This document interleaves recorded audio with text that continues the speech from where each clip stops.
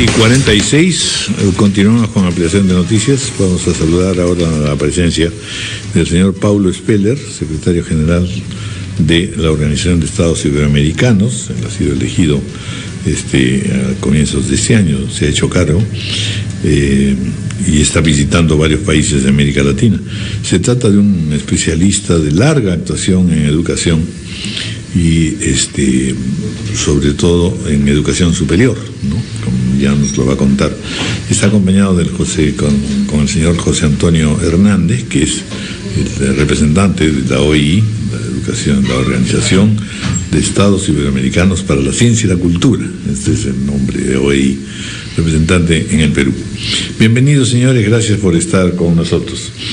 Bueno, pues la inauguración de una gestión, una entidad importante, pero que al mismo tiempo, en verdad, poder lograr una cooperación o articular una cooperación educativa, cultural, científica de tantos países no debe ser fácil, porque además estamos hablando, si bien de problemas y actividades comunes, también de diferencias muy marcadas, ¿verdad?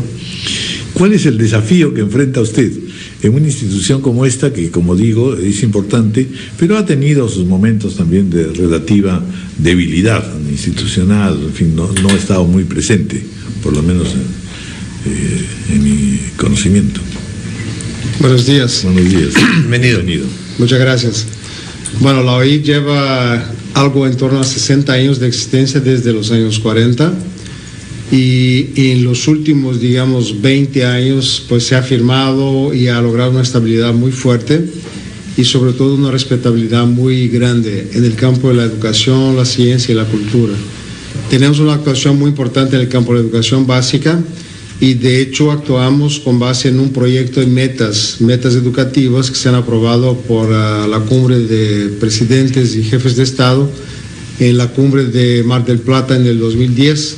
Son 11 metas generales que dicen respecto a la educación básica en todos sus niveles y modalidades y atravesadas por la educación superior, que es donde pues justamente se forma todo el equipo técnico de maestros, donde se llevan a cabo los estudios, etcétera, pues, investigaciones.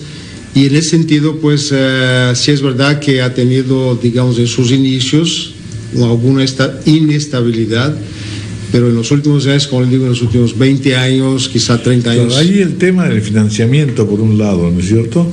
Y luego de la coordinación estrecha ya país por país. Sí.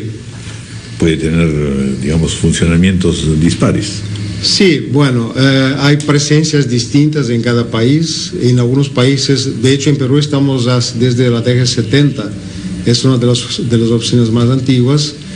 Y hay una interlocución muy fuerte con el gobierno, con los gobiernos en el campo de la educación, la ciencia y la cultura. Y en ese sentido, pues en la mayoría de los países tenemos una cuestión muy fuerte. El financiamiento viene de las cuotas que paga cada país y aparte de eso hay financiamiento de organismos internacionales, de los mismos gobiernos. O sea, hay fuentes diversas, ¿no?, para la actuación. Y en el Perú pues tenemos una actuación muy estable, muy respetada y creo que vamos creciendo en ese momento. Si veo una lista de socios estratégicos, doctor José Antonio Hernández, interesante, ¿no?, que normalmente no conocíamos, de empresas privadas, de sectores estatales, otros ministerios. Cuéntenos un poquito. Sí, efectivamente, el papel que puede jugar una organización internacional con presencia de varias décadas, además en el Perú, puede ser fundamentalmente articulando diferentes actuaciones. Por ejemplo, estamos haciendo proyectos para llevar Internet a escuelas rurales, uniendo el esfuerzo del gobierno central, de gobiernos regionales y de empresas privadas. En el caso de Cajamarca, además, estamos especialmente satisfechos de haber trabajado en este proyecto con el gobierno regional de Cajamarca y con la asociación Los Andes de Cajamarca, vinculada a la empresa Yanacocha. El poder sentar actores que en otros espacios pueden tener serias discrepancias para trabajar en favor de la educación es seguramente uno de los principales valores añadidos que puede aportar la OEI, y así lo estamos haciendo en el ámbito del acceso a Internet, en el ámbito de la mejora de la educación en competencias emprendedoras.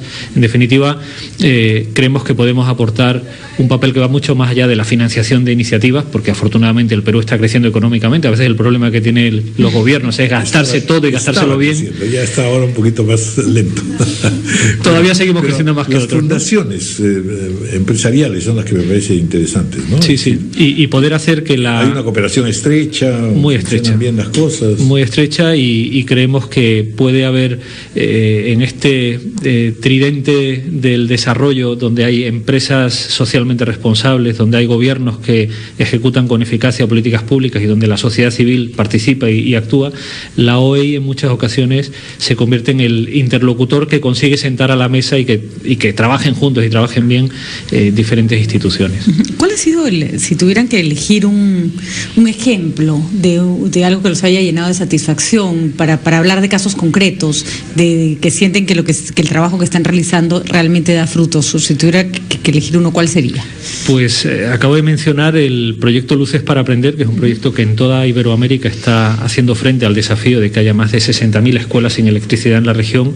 Como mencionaba el secretario general, si se quiere conseguir un avance en la calidad de la educación y tenemos una realidad como esta, hay que hacerle frente de inmediato. Pusimos en marcha un primer proyecto en Cajamarca y Amazonas, financiado por la OEI, pero para las siguientes fases estamos buscando vincular a empresas privadas con la política pública, y en concreto en Cajamarca conseguimos que con la financiación de la Asociación Los Andes de Cajamarca y trabajando con el gobierno regional y con el ministerio hayamos podido poner la primera de estas fases complementarias a la política nacional, porque es la responsabilidad del ministerio conseguir dar el salto en las infraestructuras que el país necesita, pero la OEI puede, trabajando con instituciones privadas y en coordinación con el Ministerio y los gobiernos regionales, como ha sido este caso, en muy pocos meses hacer que varias escuelas que no tenían acceso a Internet en Cajamarca ahora lo tengan. Y eso es interesante, porque en materia de educación siempre ocurre lo mismo. A veces se piensa que para mejorar la educación hay que capacitar profesores y darles más material, lo cual hay que hacer, pero a veces un camino, el llevar luz, el mejorar las condiciones de saneamiento, hace que el rendimiento de aprendizaje sea mucho más alto. Es curioso cómo repercuten esos aspectos en la educación de los niños, sí, ¿no? Y es importante mencionar que es un proyecto, digamos, pionero en el mundo. Qué bueno. Y en ese momento pues nos han seleccionado para el premio de la Fundación Qatar, que se entrega en septiembre. Estamos entre los 15 finalistas, son 6 premiados y estamos entre los finalistas. ¿Y qué les dan? Imaginemos que un dinero para poder seguir trabajando. Bueno, más que nada el prestigio, ¿no? La divulgación del trabajo, el dinero, pues invertimos mucho. Aquí en Perú fueron 10 escuelas financiadas por la OEI, o sea que la repercusión se demuestra en la práctica que sí se puede hacer, y lo hicimos, ¿verdad? ¿Y eso solo en ese nivel de educación, digamos, básica, o es que también hay para trabajos posteriores, de investigación, de universidad?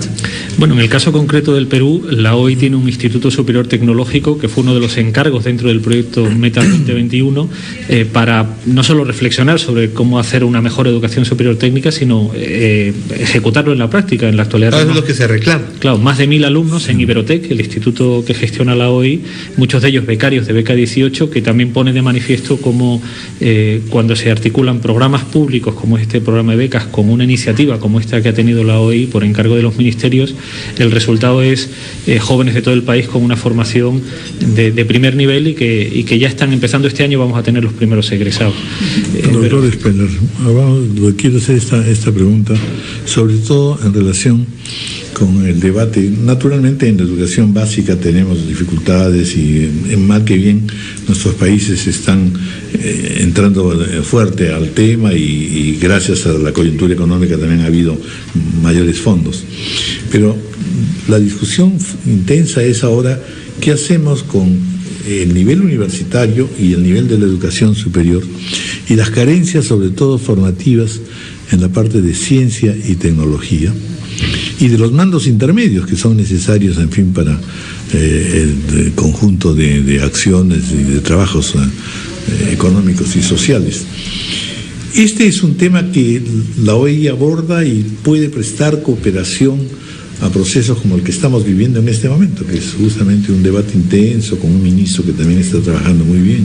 Sí, tiene usted toda la razón, porque, bueno, hay un reto que se nos impone por el hecho de que somos países que llegamos muy tarde a la educación básica, sobre todo a la universalización de la educación básica.